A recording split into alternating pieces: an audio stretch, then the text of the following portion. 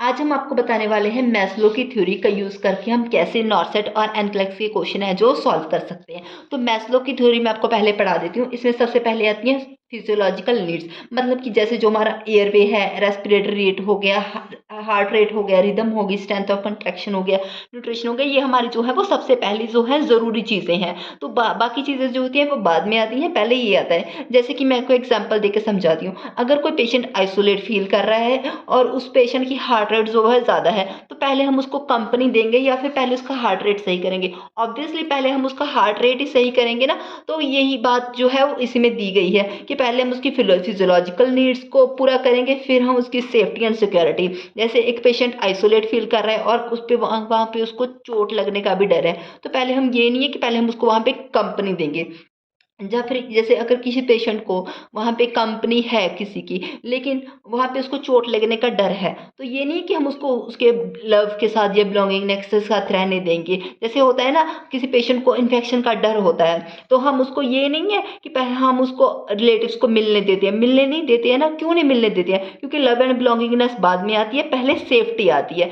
तो हम सेफ्टी को पहले रखेंगे, उसके बाद लव एंड बिलोंगिंगनेस आती है, फिर आता है सेल्फ एस्टीम, उसके बाद आता है सेल्फ एक्चुअलाइजेशन। तो ये मैं आपको एग्जांपल देकर समझाती हूँ। जैसे कि nurse is planning care for a post operative client, which action should the nurse identify as priority. तो कौन सा जो एक्शन है उसको एज अ प्रायोरिटी लेना चाहिए? तो फर्स्ट ऑप्शन दी गई है teaching client how to use an incentive, कि वो स्पायरोमीटर कैसे यूज करें, इसको बतानी है कि आप रीश्योर करें पेशेंट को, उसको एंजाइटी हो रही है उसको रीश्योर करें, या फिर उसका रेस्पिरेटरी और ऑक्सीजन सेचुरेशन चेक करें, या फिर उसके फैमिली मेम्बर्स को उसके साथ विजिट करवाए, उसके मिलवाए। तो वो पहले ही बोला है कि जो लव एंड बिलोंगिंगनेस है वो क्या होती है, वो लव एंड बिलोंगिंगनेस जो है वो बाद में आती है। तो ये ऑप्शन तो हो गई हमारी गलत। उसके बाद मॉनिटरिंग रेस्पिरेटरी रेट, इसको फिलहाल छोड़ देते हैं। रीश्योरिंग द क्लाइंट, रीश्योरेंस ये भी बाद में आएगी। ये क्या हो गए स्पिरिचुअल, ये सेल्फ एस्टीम और कंट्रोल ये इसमें आएगा सेल्फ एक्चुअलाइजेशन में। ठीक है, तो ये क्या होता है, ये बाद में आएगा, तो ये भी गलत है। Teaching client how to use an incentive pyrometer,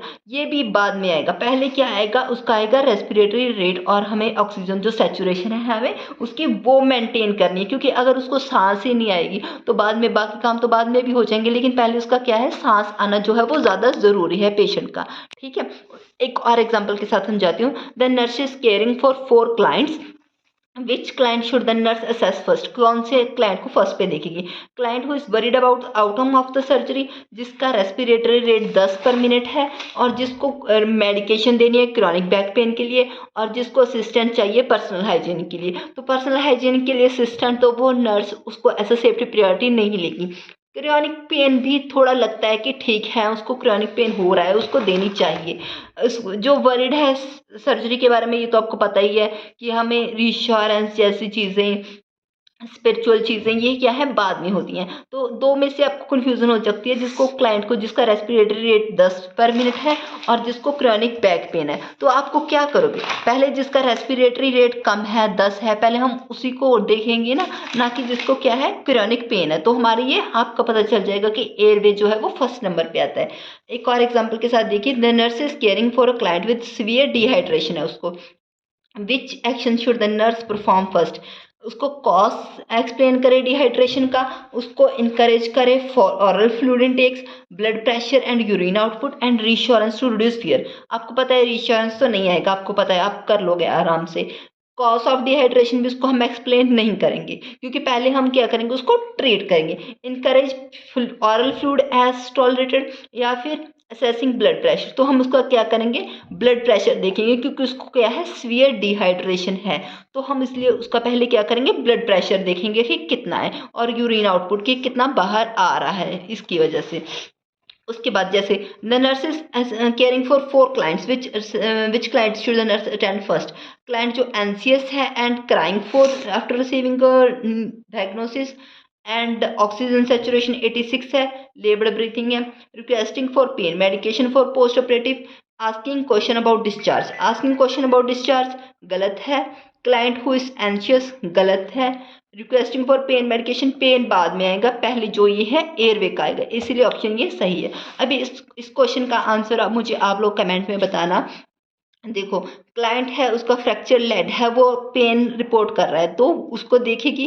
wheezing and difficulty in breathing है, उनको देखेंगे।